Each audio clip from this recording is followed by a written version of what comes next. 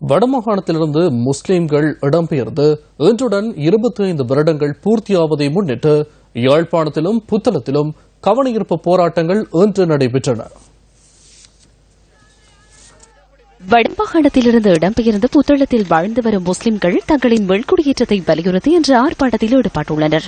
புத்தளம் சிலாபம் பிரதான வீதியின் தில்லையடி ரத்மல் நியாய பகுதியில் இன்று ஜும்மா தொழுகையின் பின்னர் முஸ்லிம் மக்கள் ஆர்ப்பாட்டத்தில் ஈடுபட்டனர். இடம்பெயர்ந்த தம்மை சொந்த இடங்களில் மீள்குடியமர்த்துவதற்கான நடவடிக்கைகள் மேற்கொள்ளப்பட வேண்டும் எனவும் ஆர்ப்பாட்டத்தில் ஈடுபட்டவர்கள் குறிப்பிட்டனர். இனச்சுத்திகரிப்பு செய்யப்பட்ட வடபுல முஸ்லிம்களுடைய தீர்வு என்ன என்பதுதான் எம்முடைய போராட்டம்.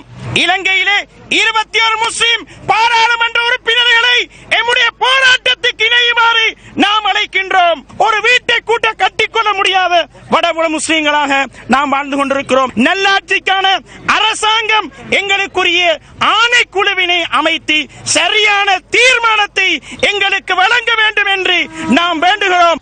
இதேவேளை வடமாகாணத்தில் தாம் மீள்குடியமர்த்தப்பட வேண்டும் என வலியுறுத்தி யாழ்ப்பாணத்திலும் முஸ்லிம்கள் கவனஈர்ப்பு போராட்டத்தில் ஈடுபட்டனர். யாழ்ப்பாணம் 5 சந்தி பகுதியில் இந்த ஆர்ப்பாட்டம் முன்னெடுக்கப்பட்டது. எங்களுக்கு நடந்த விஷயம் யாருக்குமே இனிமேல் நடக்கக்கூடாது.